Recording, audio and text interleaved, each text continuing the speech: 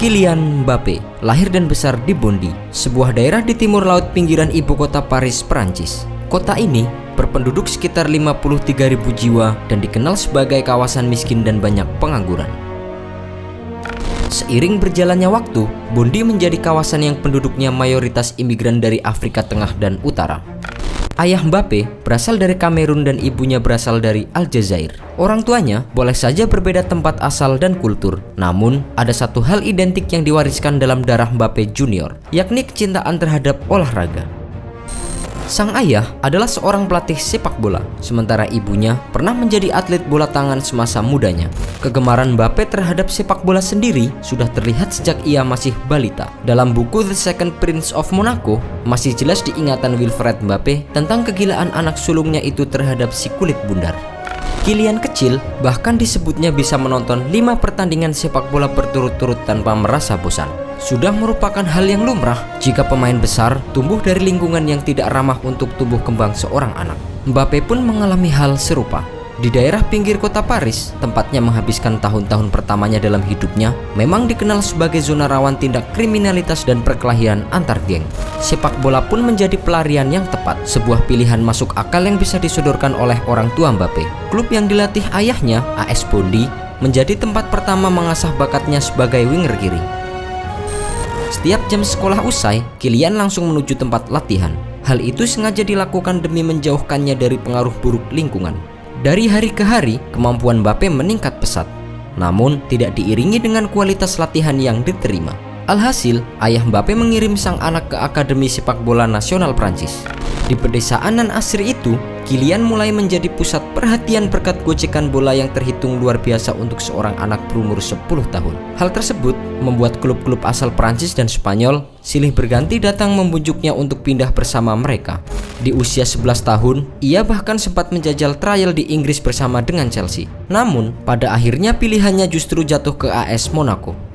AS Monaco sendiri memang dikenal kerap menelurkan pemain muda berbakat. Emmanuel Petit, Thierry Henry, serta Denis Appiah menjadi sedikit dari segelintir nama jebolan Akademi AS Monaco. Terlebih, klub kebanggaan negara mungil di Tenggara Prancis tersebut memang acap kali menyisakan satu tempat di tim utama untuk pemain muda potensial.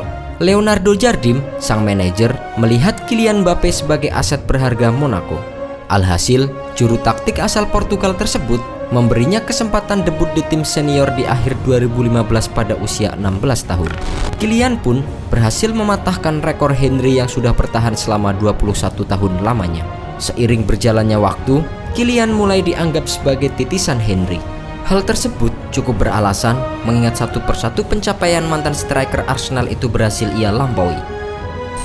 Monaco bergerak cepat dengan memberinya kontrak berdurasi 5 tahun pada Maret 2016. Liga 1 musim 2016-2017 menjadi ajang untuk unjuk kebolehan Kylian Mbappé. Gol demi gol tercipta dari kakinya. Rekor demi rekor pun berdatangan. Satu di antaranya adalah pencapaian sebagai pemain termuda yang mencetak hat-trick di kasta tertinggi sepak bola Prancis, yakni di usia 18 tahun 2 bulan. Total, Kylian berhasil mencetak 26 gol dari 44 kali penampilan dalam semua ajang pada musim itu. Selain mengantar Monaco menjuarai Liga 1 pertama sejak tahun 2000, penampilan gemilangnya membuat semua orang sepakat bahwa dirinya menjelma sebagai komoditas terpanas sepak bola Prancis saat ini. Pada musim 2017-2018 kemarin, Kylian kembali ke kota kelahirannya untuk memperkuat Paris Saint-Germain. Di sana, koleksi medali di lemarinya semakin banyak berkat raihan treble winner. Dan yang perlu dicamkan, semua ini diraih di usia 19 tahun. Sinaran Kylian Mbappé mulai merambah ke ajang Piala Dunia. Golnya ke gawang Peru menjadikannya sebagai pencetak gol termuda Prancis di sepanjang sejarah penyelenggaraan gelaran akbar 4 tahunan tersebut. Mbappé juga berhasil membawa skuad Prancis menjuarai gelaran Piala Dunia tersebut. Tak hanya itu, ia bahkan dinobatkan sebagai pemain muda terbaik sepanjang Piala Dunia 2018 bergulir.